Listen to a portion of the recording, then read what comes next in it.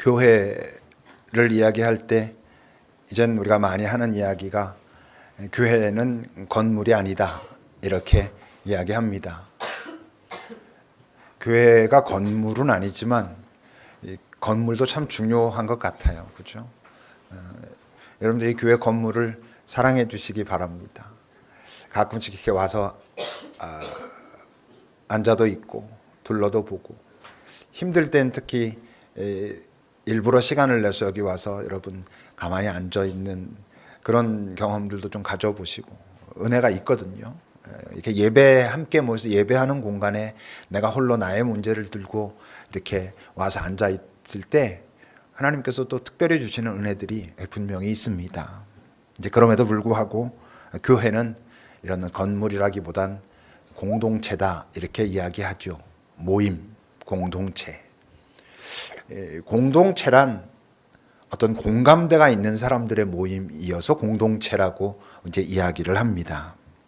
그럼 교회 공동체란 어떤 공감대를 가진 공동체죠?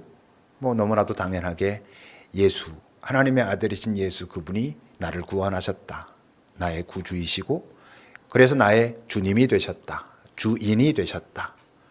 이것을 고백하는 자들의 모임인 것입니다. 아니면 적어도 그런 고백을 점점 배워가는, 해가는, 알아가는 그런 사람들이 모인 곳이 교회인 것이지요. 다른 말로 표현하면 이 땅에 임한 영원의 존재, 영원의 나라를 인정하는 또는 이 땅에 임할 그 영원의 존재, 그 나라를 기대하고 기다리고 그에 합당하게 살기 위해서 서로 격려하고 위로하고 더불어 살아가기 위해서 모인 사람들의 모임, 그것이 교회라고 말할 수 있습니다. 오늘 본문에는 교회라면 바로 앞에서 얘기했던 그런 공감대를 가진 사람들의 모임이라면 당연히 또는 필수적으로 있어야 될 조건들이 나오고 있는데 그것이 47절에 확실하게 표현되어 있습니다. 47절을 우리 같이 읽어보겠습니다. 시작.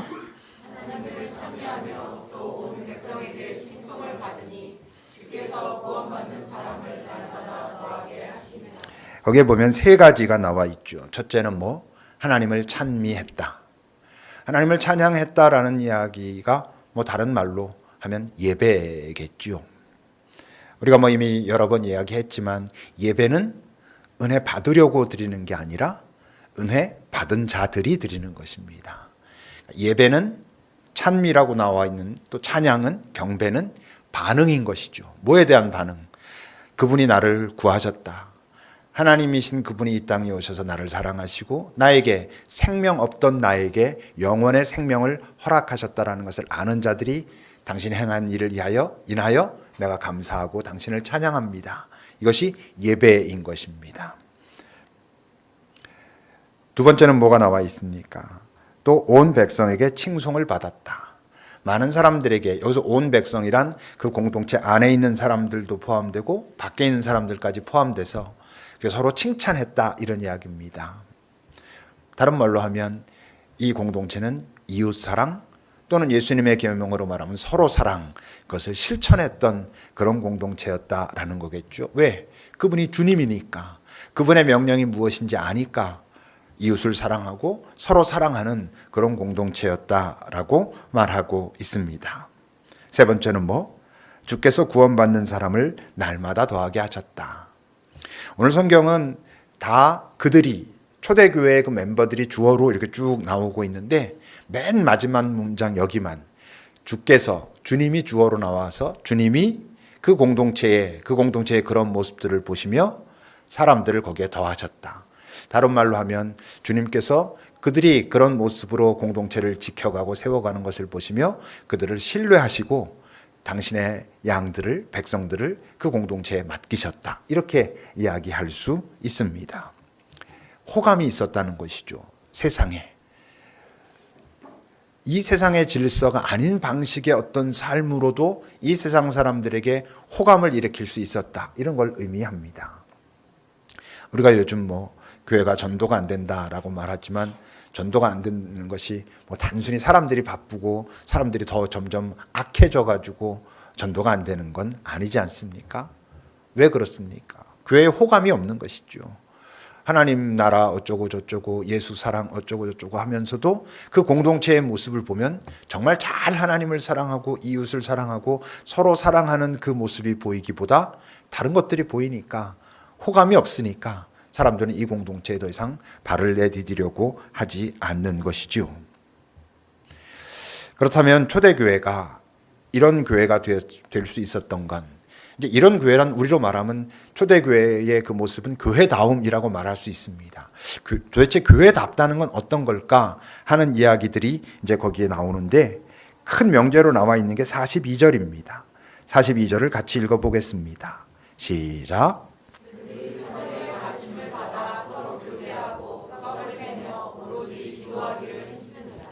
그들이 하나님을 바르게 잘 예배하고 그리고 이웃과 서로를 잘 사랑하고, 그래서 세상이 그 공동체에 호감을 갖고 이렇게 모여들고 이럴 수 있었던 중요한 이유가 거기에 세 가지가 또 나와 있죠.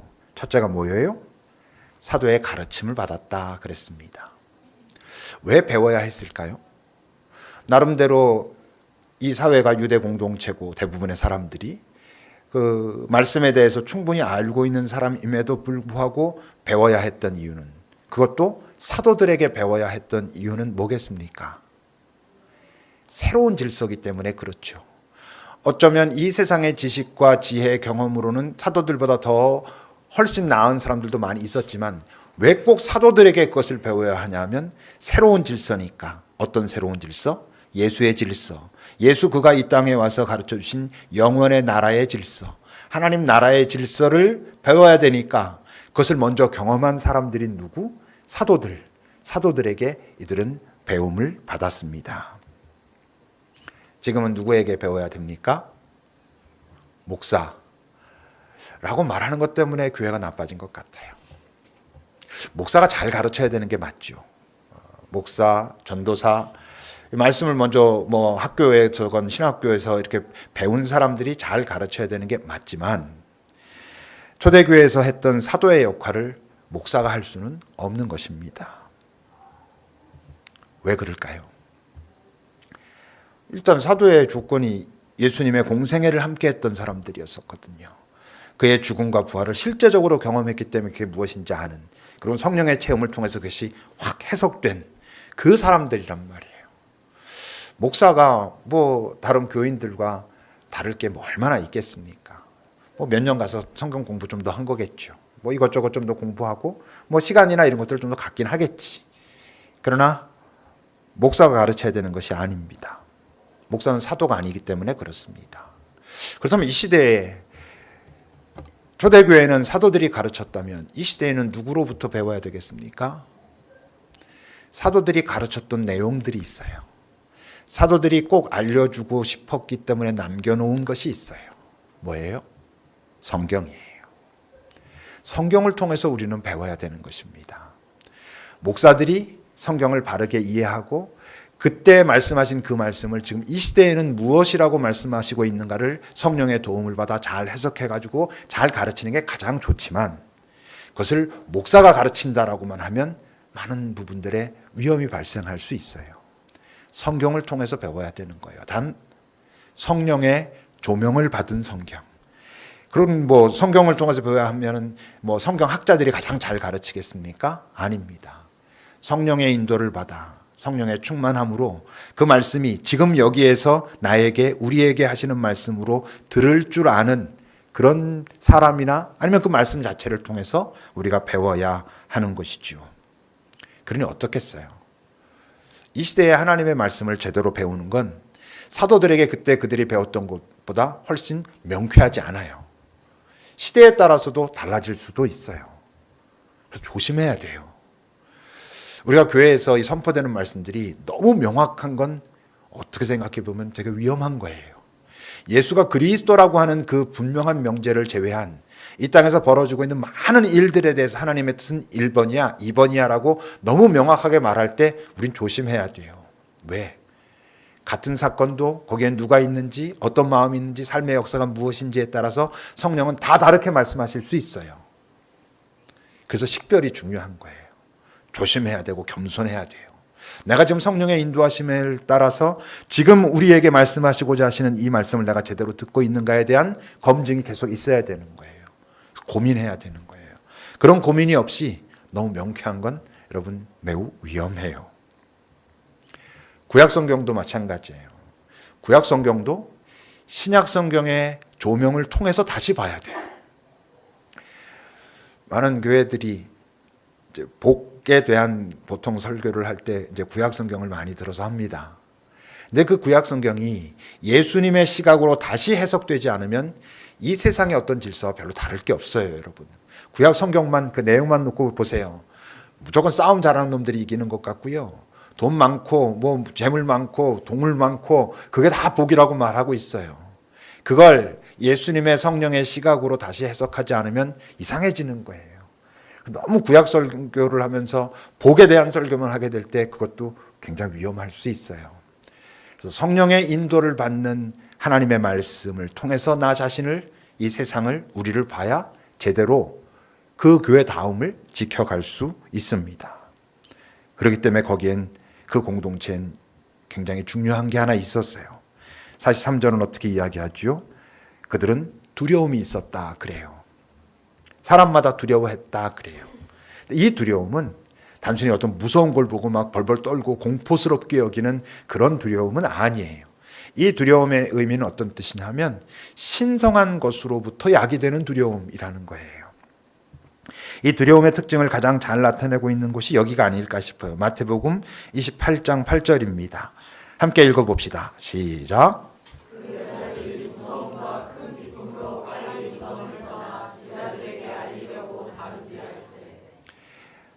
예수님을 본 거예요.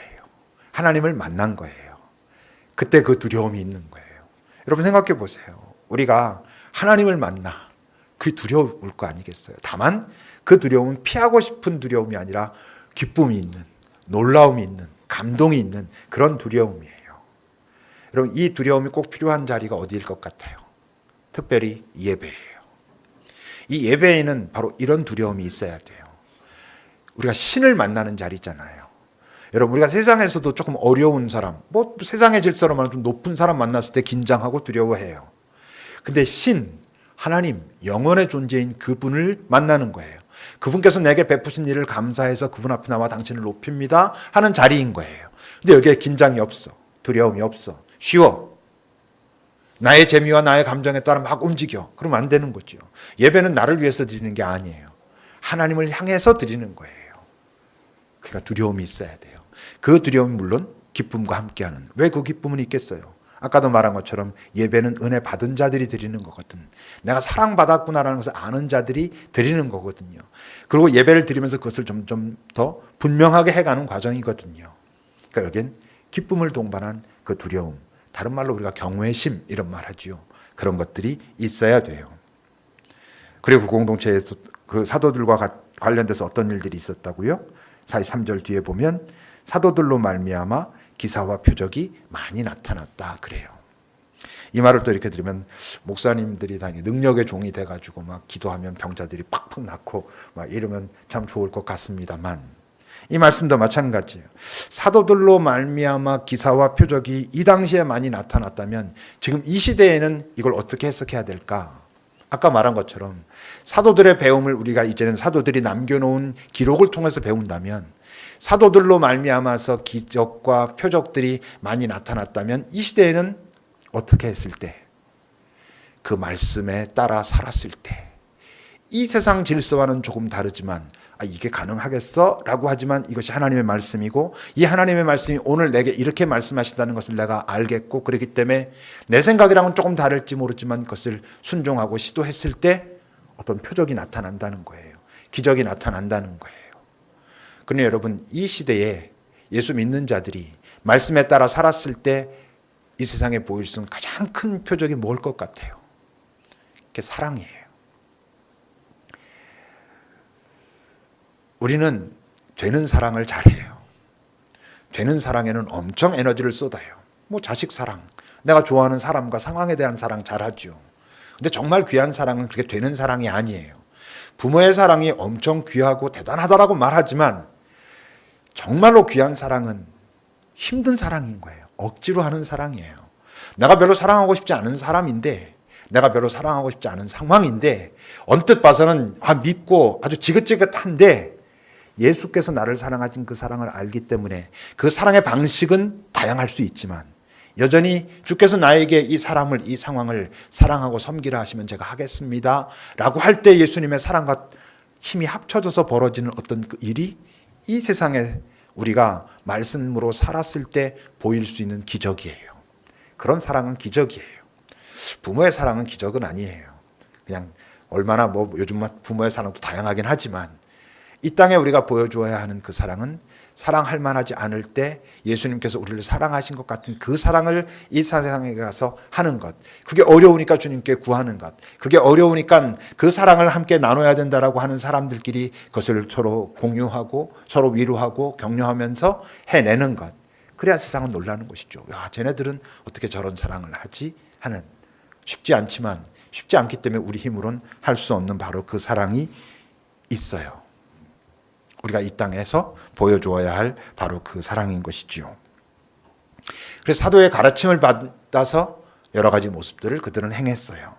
두 번째는 뭐라 그랬습니까? 42절 뒷부분에 보면 서로 교제하고 떡을 뗐다 그래요. 코이노니아라는 이야기 들어보셨습니까? 코이노니아가 교제라고 하는 단어입니다. 근데 그 코이노니아라고 하는 그 교제는 우리가 서로 이렇게 만나서 즐거워하고 재밌어하고 놀고 이런 것만을 의미하진 않아요. 이 코이노니아라고 하는 단어 속에 들어있는 뜻은 어떤 동료 의식 같은 게 있는 자들의 교제예요. 그래서 같은 경험과 관심을 나누는 교제를 말해요. 물론 노는 게 좋아가지고 그냥 노는 것만 좋은 것도 그것도 코이노니아죠. 그들의 코이노니아. 근데 그러니까 믿는 자들의 코이노니아는 믿는 자들의 어떤 동료 의식과 공감대가 있는 교제니까 믿는 자들의 교제에는 뭐가 빠질 수 없어요? 하나님이 빠질 수 없어요. 믿는 자들의 코이노니아라고 하면 예수님이 빠지지 않는 거예요. 항상 그분이 함께 하시는 거예요. 우리가 삼나눔을 해요. 근데 삼나눔이 자칫 잘못하면 그냥 넋두리로 끝나버릴 수도 있어요. 아, 내가 거기서 어떤 일이 있었는데 그 누구 때문에 내가 미쳐버릴 것 같았고 어떻게 해서 죽을 것 같았는데 어떻게 해가지고 이렇게 했는데 또 옆에 사람이 아 그래 그럼 이렇게 해야지 저렇게 해야지 야 잘해봐 그럼 그냥 예수 믿지 않는 자들의 교제와 다를 게 없어요. 예수 믿는 자들의 교제라면 그런 것들을 나눠야죠. 그 상황과 거기서 일어난 내 마음도 나누지만 어떻게 해야지 믿는 자들의 코이노니아가 되는 거냐면 그 상황에 대한 하나님의 마음은 무엇이었을까? 내가 그런 마음으로 그렇게 분노하고 그랬을 때 하나님은 어떠셨을까? 그때 내가 이렇게 슬퍼하고 실망할 때 주님은 어땠을까를 살펴보는 거예요. 그 이야기를 함께 나누는 사람도 그런 부분들을 같이 바라보면서 그때 하나님은 너에게 이러셨을 것 같아를 나누는 거예요. 그래야 그게 믿는 자들의 코이노니아예요. 그게 진짜 이제 삶 나눔, 우리 예수 믿는 자들의 삶 나눔은 그런 모습이 되어야 하는 것이지요. 단순한 넋두리로만 끝나지 않는 거예요. 근데 이제 그들의 그 교제 중에 그 소유를 나누는 나눔도 있었는데 그 나눔은 엄청나게 급진적이에요. 44절과 45절을 봅시다. 함께 읽겠습니다. 시작. 믿는 사람이 함께해서 모든 물건을 서로 통용하고 또 재산과 소유를 팔아 각 사람의 필요를 따라 나눠주며. 요즘 이렇게 하면 좀 큰일 날 것 같지 않아요? 막 다 재산 다 모아가지고 서로 다 같이 쓰고 막 같이 나누고 이건 이 당시의 특수성이죠. 이때는 예수 믿는다는 것 자체가 자기 어떤 삶의 터전을 포기해야 되는 상황들이 많이 있었어요. 그러니까 당장 정말 먹을 것도 없는 사람들도 많이 있었던 것이죠. 그러니까 조금 그래도 가진 사람들이 다 그걸 꺼내놓고 같이 나누는 정말 공유의 생활을 했던 것이에요. 요즘 이렇게 되면 어떻게 될까? 현대에서 이런 시도를 하려고 했던 모임들이 좀 있었지만 다 실패했습니다. 다 실패했고 꾸준히 성공하고 있는 공동체들은 대부분 이단이에요. 그리고 이단들은 나중에 보면 교주만 배불러. 교주만 배부르겠다. 다 재산 갖고 모여라 그래가지고 모여가지고 나중에 보면 교주만 배부르고 있는 거예요. 지금 이렇게 할 수가 없어요. 이 사회 질서 자체가 그렇지 않기 때문에 사회 질서에 우리가 편승한다는 의미에서가 아니라 이렇게 할 수는 없는 것이죠. 있어요. 있는데 엄청 어렵죠. 그건 정말로 쉬운 일은 아니에요. 그렇다면 그냥 우리 같은 이런 소시민들이 하나님 나라에 대한 마음도 있지만 여전히 이 세상에서 이렇게 열심히 살아가고 있는 우리들이 할 수 있는 건 이런 나눔은 도대체 우리에게 지금은 뭘까? 여러분 뭘 것 같아요? 헌금이에요. 헌금 잘하는 거예요. 저 목사님이 또 헌금 얘기하네 이렇게 생각하시지 마시고 헌금이 잘하는 게 옳아요. 지난주에 우리 재정부 회의를 했습니다. 제가 워낙 모르니까 물었어요. 우리 교회의 분들이 헌금을 어느 정도 참여하고 있습니까? 이렇게 물었어요. 물었더니 재정부에서 저한테 알려줬어요. 한 그래도 80% 정도는 이렇게 참여하고 있는 것 같습니다. 어느 정도로 뭐 정말 열심의 정도는 뭐 다를 수도 있겠지만 물론 상황이 다 다르니까 80% 정도 이렇게 참여하면 잘하는 것이죠.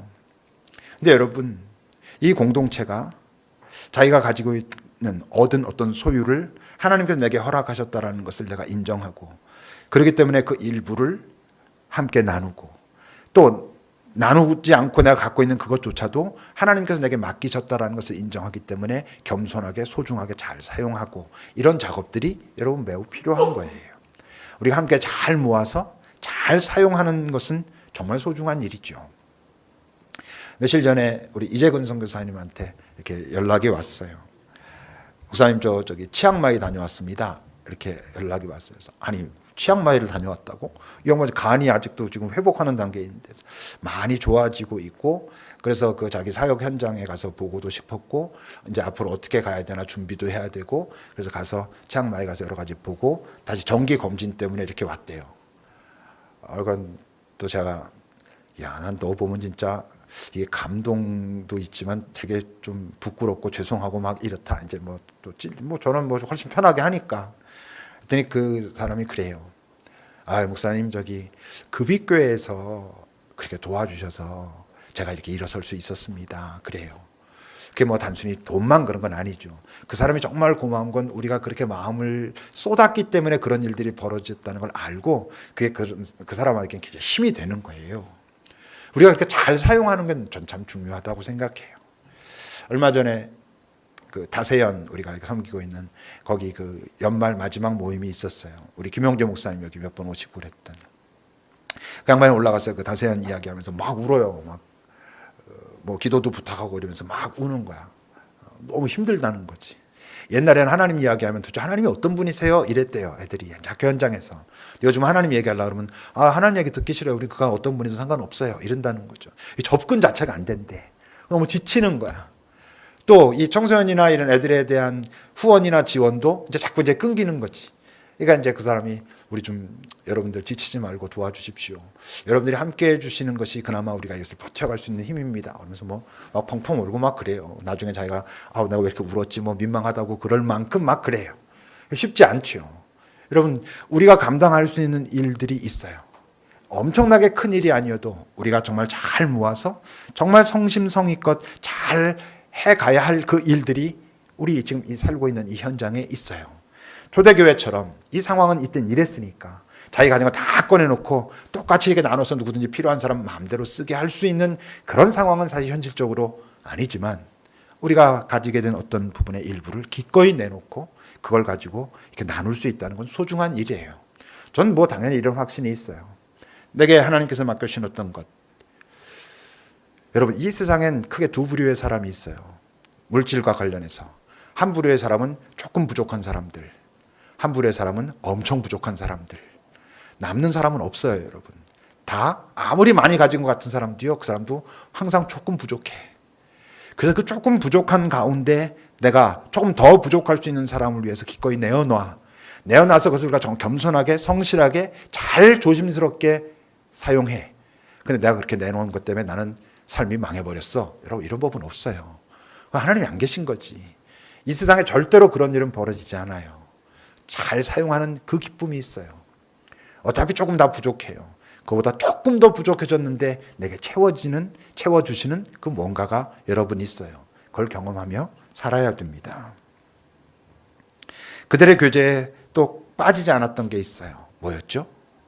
음식이에요. 그 46절 뒤에 보면 그들이 집에서 떡을 떼고 기쁨과 순전한 마음으로 음식을 먹었다 그래요. 식구, 가족을 뭐 보통 우리가 식구라 그러잖아요. 그 식구가 같이 밥 먹는다는 뜻이에요. 그게 먹는 거랑 입이랑 식구가, 그러니까 우리가 만약 급이 식구 그러면 꼭 같이 밥을 먹어야 돼요. 같이 밥 먹는 게 중요합니다. 왜냐하면 같이 밥 먹는 사람이 아무랑이랑 막 먹을 수는 없어요, 여러분. 정말 식구들이랑 먹는 거예요. 이게 가까워야 먹지. 같이 앉아서 밥 먹는데 불편해가지고 이러면 뭐 밥 먹으면서 체하고 막 이런다 그러잖아요. 그래서 우리의 교제에도 그런 나눔, 그것이 삶의 나눔이든 소유의 나눔이든 음식의 나눔이든 이런 것들은 매우 필요한 것이죠. 이들은 그랬다는 거예요. 한 가지가 더 있습니다. 사도로부터의 배움, 가르침을 받았고 그 다음에 코이노니아, 교제가 있었고 하나 더 뭐 42절 뒤에 보면 오로지 기도하기를 힘썼다 그래요. 기도가요, 여러분. 내가 하나님을 인정하고 믿고 신뢰한다는 증거죠. 나는 일생, 난 기도하지 않고서도 잘 살고 있어. 하나님을 의식하지 않는다는 뜻이잖아요. 여러분, 기도에서 가장 어려운 게 뭘 것 같아요? 목사님 침묵 기도하라고 그러는데 너무 어려워가지고 못하겠습니다. 그게 어려운 거 아니라 그보다 더 어려운 게 있어요. 기도에서 가장 어려운 건요, 계속하는 거예요. 계속하는 게 기도에서 가장 어려운 거예요. 그들이 모여서 기도에 힘쓰고 함께 성전에 모이기를 힘썼다라고 할 때 힘썼다는 뜻이 무슨 뜻이냐면 포기하지 않고 계속하다 이런 뜻이에요. 기도하면 팍팍 결과가 나타나면 얼마나 좋겠어요. 기도는 도깨비 방망이가 아니에요. 기도는 우리가 하나님과의 교제라고 하잖아요. 관계를 맺어가는 거예요. 그러니 여러분, 관계가 하루아침에 맺어집니까? 아닙니다. 긴 시간이 필요한 거예요. 이런 오해도 하고 이런 섭섭함도 있고 그럼에도 불구하고 그 교제를 놓치지 않았을 때 관계는 깊어지는 거예요. 기도 어떻게 하는지 잘 모르는 사람들 많죠. 여러분, 저도 아직도 헷갈리고 어떻게 할 때 보면 잘 모를 때가 많아요. 근데 중요한 건 계속 하는 거예요. 나중에 보면 기도를 어떻게 하는지 알게 되는 게 아니고 뭐 어떻게 하는지도 모르고 그 기도의 자리를 지키고 막 그랬는데 나중에 보니까 하나님이라고 하는 존재가 내게 가깝게 느껴져. 그분이 정말 살아계시구나. 내 마음을 아시는구나. 내 이런 상황이 이 상황 때문에 내가 망하진 않겠구나. 그분이 나와 함께 하시니까 이렇게 되는 거예요. 그러니까 기도는 어떻게 하는지 딱 알게 돼가지고 잘하는 게 아니고 오래 하면, 물론 바른 방법으로 하려고 노력해야죠. 그리고 오래 하면서 기도의 내공이 쌓이는 거예요. 기도의 내공이란 다름이 아니에요. 하나님과의 관계죠. 신뢰죠. 든든함이고 안정감이죠.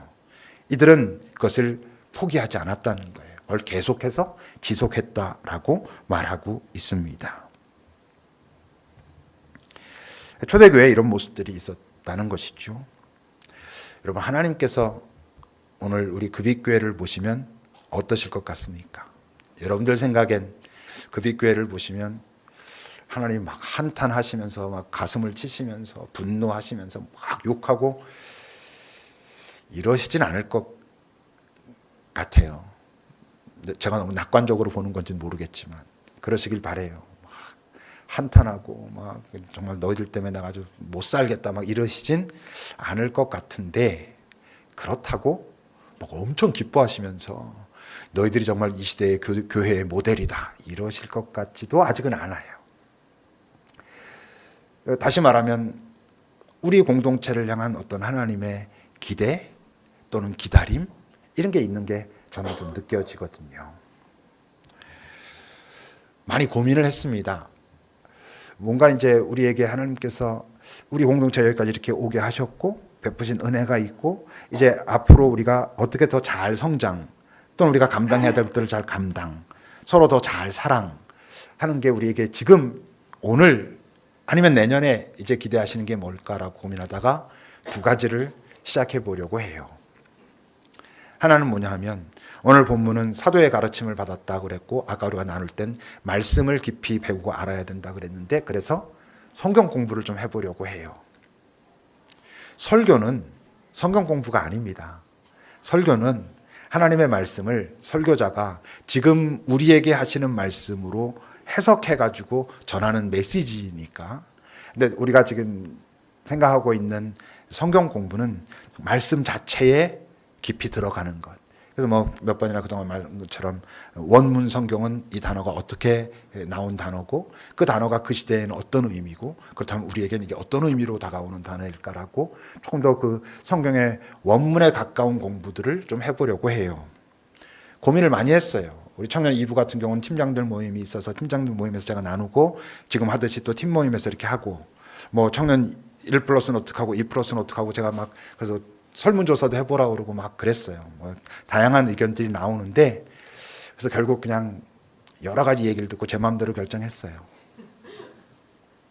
둘째 주, 셋째 주에 청년 2부, 1+, 2+ 작년부 전체에 오픈해서 제가 먼저 한 30-40분 정도 그 성경에 대한 이야기들을 먼저 가르치고 그리고는 소그룹으로 흩어져 가지고 그거를 좀 나누고 심화하는 작업들을 하고 이렇게 둘째 주, 셋째 주에 당연히 원하는 분들이 하는 거죠.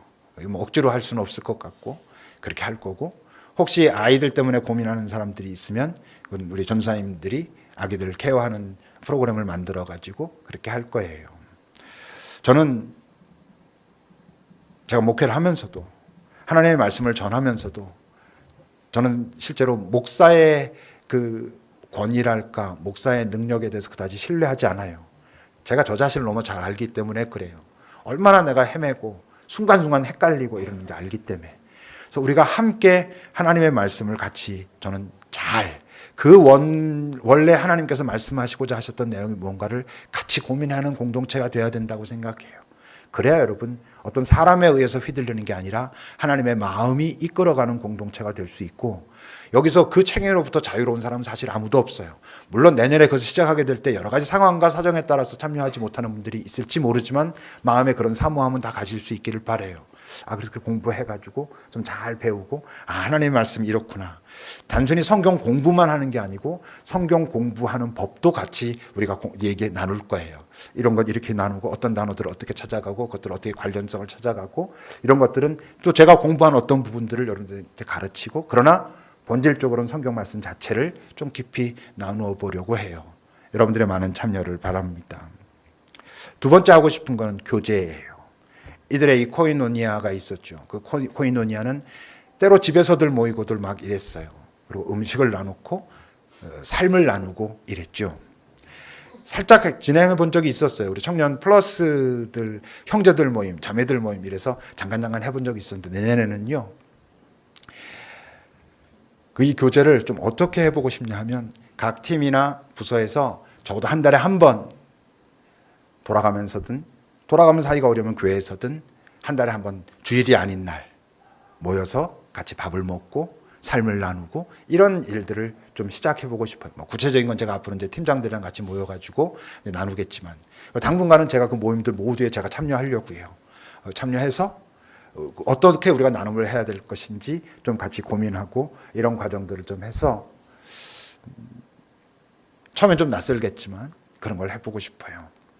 현대인의 교제의 특징이 있어요. 현대인들이 하고 있는 교제의 특징은 내가 불편하지 않은 선까지만 하는 거예요. 불편하지 않은 그런 정도까지만 나누면서 그걸 이제 쿨하다고 말하기도 하고 뭐 이렇게 이야기하는 교제들을 많이 해요. 근데 저는 예수 믿는 자들의 교제는 불편하지 않는 선까지 하는 게 아니고 정말 깊은 아니면 정말 좋은 교제를 하기 위하여 약간의 불편함을 감수하는 것이라고 생각해요. 다 다르잖아요. 여러분들이 자연스럽게 친하게 편안하게 하는 그 사람들 아닌 사람들이 여기에 많잖아요. 그러다 보니까 그들과도 어떤 교제의 깊이를 조금 더 들어가려고 하면 불편함이 있을 거예요. 낯선 게 있을 거예요. 근데 전 그걸 감수했기 때문에 도달할 수 있는 어떤 자리가 있다고 생각하고 어쩌면 주님은 그곳에서 기뻐하면서 잘 왔다 이러시지 않을까 싶어요. 좀 더 구체적으로 이제 앞으로 그것을 만들어 가겠지만 내년에는 그 성경 공부와 그런 의미의 교제를 좀 시작해 봤으면 좋겠다 하는 마음이 있습니다. 물론 뭐 지금까지 해오던 것을 그냥 잘하는 것도 그것도 소중하죠. 그리고 이제 제 마음속에 담아 있는 궁극적인 소망은 급익교회의 이제 목회에 그야말로 이제 마지막 후반 뭐 몇 년을 남겨놓고 갖고 있는 소망은 저는 말씀드린 것처럼 난 우리 교회 교인들에게 신앙의 고향을 좀 만들어 가보고 싶어요. 어떤 사람들이 나 요즘 고향에 안 가. 왜? 이제 뭐 아는 사람도 없고. 그러니까 고향이 사실 어떤 장소인 것 같지만 사람이고 추억이잖아요. 저는 이제 뭐 저도 이제 얼마 안 있으면 은퇴할 거고 이제 은퇴하는 사람들도 많이 생기고 그러면 그래서 같이 모여가지고 맨날 같이 밥 먹고 이렇게 하면 서로 싸우고 헤어질 것 같아서 뭐 어떤 프라이버시는 조금 보장을 하지만 보장하면서도 저는 이젠 좀 같이 매일 아침에 모여서 1시간 정도 같이 기도하고 또 뭐 흩어져서 뭐 삶을 살고 어떤 분 같이 모여서 예배하고 이런 모임이 저는 있었으면 좋겠어요. 여기가 아닌 조금 떨어진 장소에. 그래서 여기 지금 바쁘게 힘들게 막 살아가고 있는 사람들이 지치고 힘들면 언제든지 와가지고 저 밥 좀 주세요. 그러면 밥 해주고 이럴 수 있는 모임들이 좀 이렇게 만들어져서 이 공동체에 있는 사람들에게 어떤 그런 의미의 영적인 고향들 가서 이렇게 편안하게 쉴 수 있는 그 어른들은 같이 모여서 더불어 살고 서로 격려하고 위로하며 살아갈 수 있는 그런 어떤 것들을 아직까지는 좀 추상적이긴 하지만 이 땅에 저는 영혼이 쉴 수 있는 자리가 있어야 된다고 생각해요. 교회가 그 역할을 참 잘 감당해야 되는 게 맞죠. 이런 이 주일에 모이는 교회가. 근데 그것을 우리가 이 시대에 과연 어떻게 하면 가장 잘 이 시대에 맞게 그리고 우리에 맞게 하나님의 마음에 맞게 할 수 있을까를 좀 같이 고민해 가기 시작하는 좀 구체적으로 고민해 가기 시작하는 그런 2019년이 됐으면 좋겠다 싶고 일단 그 출발로 성경 공부하고 교제 아까 말했던 그런 의미의 교제를 한번 해보고 싶은데 여러분들 마음에도 이렇게 좋은 울림이 지금 일어나기를 또 목사님 우리를 또 괴롭히려 그러나 이러시지 않기를 바랍니다. 기도합시다.